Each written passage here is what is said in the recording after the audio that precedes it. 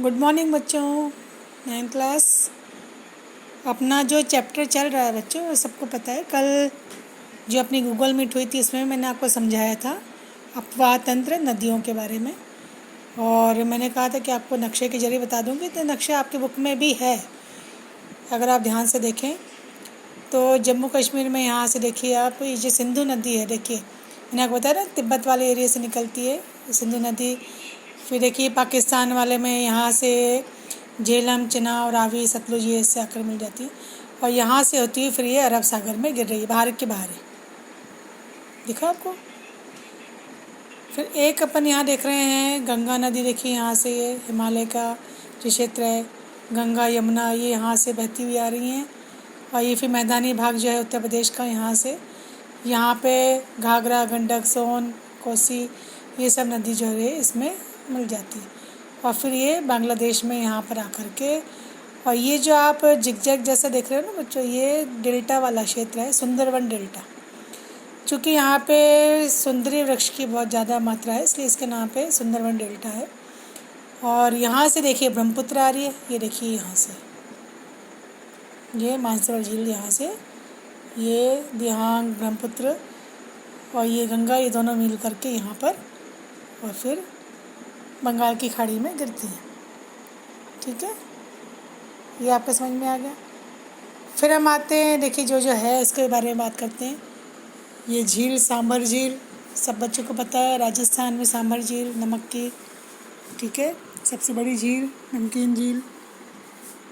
फिर चंबल नदी में यहाँ पे राणा प्रताप सागर, गांधी सागर, जवाहर सागर, ये 3-4 बांध जो है यहाँ, 3 बांध जो है यहाँ पर हैं। गोविंद बल्लभ पंत सागर, ये बीच से कर्क रेखा गुजरी रही है। ये जो अपना दक्षिण का पठार देख रहे हैं ना बच्चों, तो इसमें आप देखो ये जो पोर्शन है अरब सागर के किनारे वाला, ये पूरा तो है पश्चिमी घाट, और इसके ऑपोजिट ये जो आप देख रहे हो ना, चिल्का झील, महानदी, कोलोरो झील, ये कावेरी नदी, ये हो जाता है बच्चों पूर्वी तट। ठीक है, तो ये जो नर्मदा नदी है इसके उत्तर वाला हिस्सा, क्योंकि यहाँ पे नर्मदा के पास में यहाँ सतपुड़ा, विंध्याचल ये पहाड़ी क्षेत्र हैं, पहाड़ियाँ हैं बड़े बड़े। तो ये जो ऊपर वाला हिस्सा है दक्षिण के पठार का, दक्षिण के पठार ये पूरा यहाँ से यहाँ तक फैला है, ये पूरा क्षेत्र जो है ये उच्च मध्य भूमि कहलाती है। और बाकी ये जो त्रिभुजाकार आप नीचे तक का हिस्सा देख रहे हैं, ये दक्कन का पठार, ये दक्षिण का पठार कहलाता है। तो ये जो बच्चों अपना पश्चिमी घाट देख रहे हो ना आप, इसका झुकाव पूर्व की तरफ है, बंगाल की खाड़ी की तरफ। मतलब यहाँ पे ढाल है, यहाँ पे ये ऊंचा हिस्सा है, इसलिए ये जितनी भी नदियाँ देख रहे हैं, गोदावरी, कृष्णा, ठीक है, ये महानदी, कावेरी नदी, तुंगभद्रा नदी, ये सब का ढाल कहाँ आ जाता है, बंगाल की खाड़ी। ये देखो बंगाल की खाड़ी। किंतु यहाँ पे ये 2 नदियाँ देख रहे हो, नर्मदा, ताप्ती, ये उच्च भूमि की है, तो इनका ढाल जो है अरब सागर की ओर है। ये कहाँ गिरती है, अरब सागर पर। ठीक है, और फिर ये नागार्जुन सागर बांध यहाँ पर है, कृष्णराज सागर जो झील यहाँ है, ये पुलिकट झील है, चिल्का झील है, ये सब यहाँ पर झीलों का निर्माण भी हुआ है। तो ये जो अपना है नदियों का अपवाह तंत्र है, जहाँ पे नदियाँ ही बहती हैं। ठीक है, फिर हम आगे बढ़ते हैं। तो ये जो प्रायद्वीपीय नदियाँ जो अपना कल यहाँ तक ख़त्म हुआ था उत्तर भारत की नदियों में, प्रायद्वीपीय नदियाँ, ठीक है, प्रायद्वीप मैंने आपको बताया जो दक्षिण का पठार है।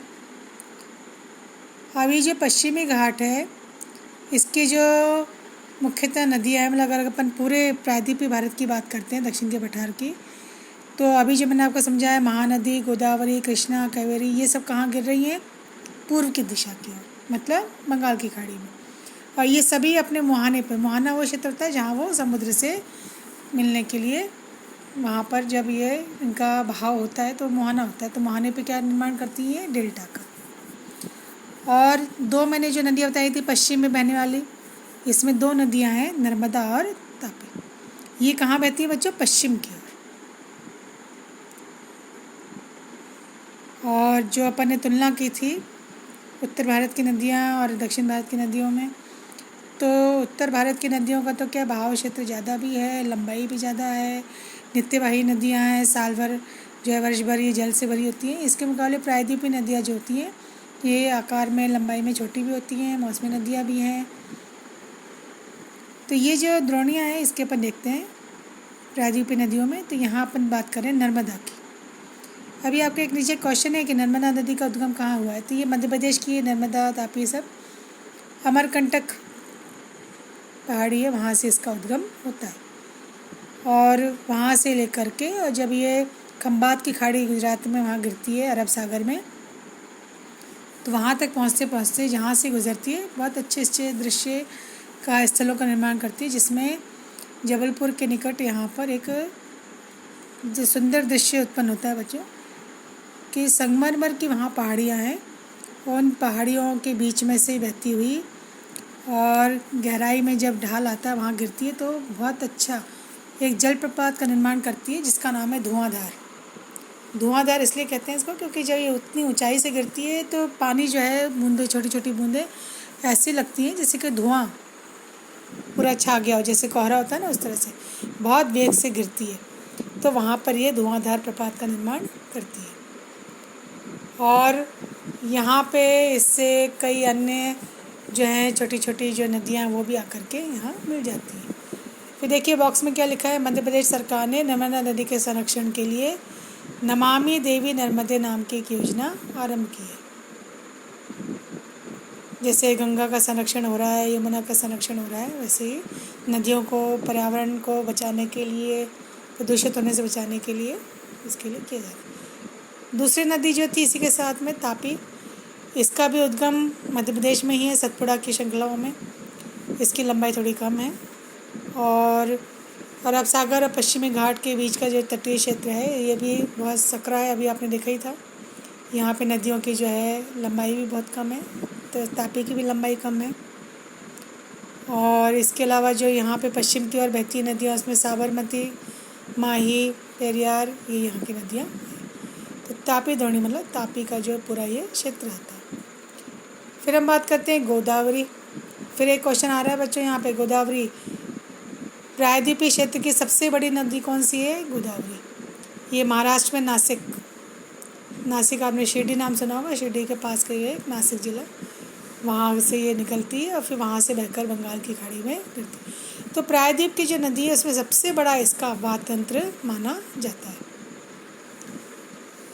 और इसमें अनेक सहायक नदियाँ भी मिलती हैं, नाम दिए हुए वैनगंगा, पैनगंगा, पूर्णा, वर्धा।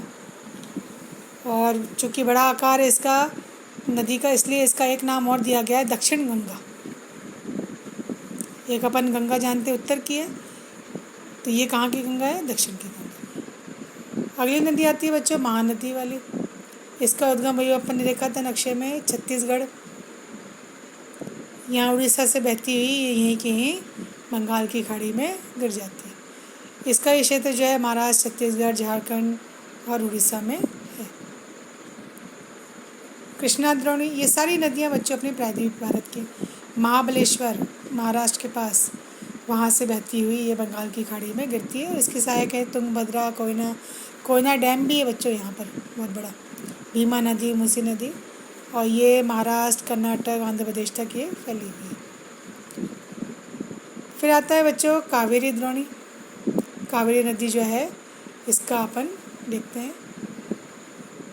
ये कावेरी जो है पश्चिमी घाट से ही निकलती है और तमिलनाडु से होती हुई ये बंगाल की खाड़ी में मिल जाती है। इसकी नदियाँ जो सहायक हैं अमरावती, भवानी, हेमावती, काबिनी, 760 किलोमीटर लंबाई है और ये तमिलनाडु, केरल, कर्नाटक जो है इस यहाँ तक बनी हुई है। कावेरी नदी बच्चों एक जल विवाद भी चल रहा था 2-3 राज्यों में आपस में नदी के जल को लेकर के।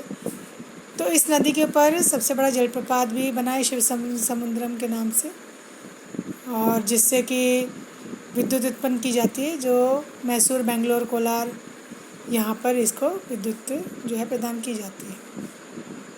इसके अलावा कुछ और नदियों के नाम भी है, दामोदर है, ब्रह्मणी, वैतरणी, सुवर्णरेखा, ये यहाँ पर है। झीलें आप जानती हैं झीलों का निर्माण कैसे होता है। झीलों में आपने देखा होगा पर्यटन की दृष्टि से भी है, ठीक है। और जब नदी का जल रोक लिया जाता है बांध बनाने के लिए तब भी झील का निर्माण होता है। जलप्रपात जब नदी बनाती है तो जलप्रपात का जल आगे जाके कई बार झील का रूप भी ले लेता है। तो झील क्या है, यहाँ पे नदी है पृथ्वी की सतह के गर्त वाले भागों में जहाँ जल जमा हो जाता है। गहरे गहरे जो गर्त होते हैं, गड्ढे होते हैं, जब वहाँ पानी जमा हो जाता है नदी का तो झील का आकार ले लेती है। और कई बार कई झीलें तो बहुत बड़ी बड़ी झील होती हैं तो वह एक छोटे से समुद्र के आकार की हो जाती है। भारत में तो हैं ही बहुत सारी झीलें। और कई झीलों का निर्माण जो है वर्षा ऋतु में ही होता है, मतलब स्थायी होती हैं, कुछ में केवल वर्षा ऋतु में ही पानी आ जाता है। तो इस तरह से यहाँ पर ये कई तरह से। और एक लैगून का भी निर्माण होता है। लैगून जहाँ पे समुद्र का पानी जो होता है काफ़ी अंदर तक गहरे भीतर तक आ जाता है, वो लैगून कहलाता है। और कुछ यहाँ पे बच्चों नाम दिए हैं झीलों के, चिल्का झील, पुलिकट झील। अभी अपन ने नक्शे में देखा था, आप नक्शे में और इसको अध्ययन कर लेना। ये झीलें मौसमी भी होती हैं, जैसे राजस्थान की सांबर झील, ये लवणी झील है, मतलब यहाँ पे नमक ज़्यादा है तो इसका उपयोग नमक बनाने के लिए भी किया जाता है। मीठे पानी की झील तो खैर है ही, और हिमानी के पानी से भी ये बन जाती हैं। हिमानी में बर्फ़ का पानी जो होता है। तो एक तरह से अगर अपन देखें तो नदी ने एक मनुष्य, मतलब अपन कहना चाहिए मानवीय क्रियाकलापों के लिए बहुत सारे जो है इन्होंने यहाँ पर मनुष्य के लिए बहुत सारी ऐसी परिस्थितियाँ उत्पन्न की हैं। और प्राचीन काल से ही नदियों ने मनुष्य को अपनी ओर आकर्षित किया है, क्योंकि जीविका के लिए, कृषि के लिए, सिंचाई के लिए, नौ संचालन के लिए, जल विद्युत के लिए सब नदी जल का जो है उपयोग किया जाता है। और पर्यटन के लिए तो है ही है। पर इन दिनों अपन देख रहे हैं कि जैसे जैसे जीवन स्तर बढ़ रहा है, लोगों का लाइफस्टाइल चेंज हो रही है, तो प्रदूषण भी फैल रहा है। और इसका प्रदूषण का असर नदियों पे भी देखने को मिलता है, क्योंकि जो बड़े बड़े मतलब फैक्ट्रियों में अपन देखते हैं, मिलों में, यहाँ पे जो अपशिष्ट होता है ये सब पदार्थ जो है कहाँ बहा दिया जाता है, नदियों को। तो जिससे क्या होता है कि सारी गंदगी से नदी प्रदूषित हो जाती है। उद्योगों का कचरा जो है वहाँ पहुँच जाता है। अब सरकार के द्वारा क्या किया जा रहा है, प्रदूषण को दूर करके इनको स्वच्छ बनाने के प्रयास किए जा रहे हैं। तो ये नदी जल प्रभु जो है इसका, नदी का अर्थव्यवस्था में क्या महत्व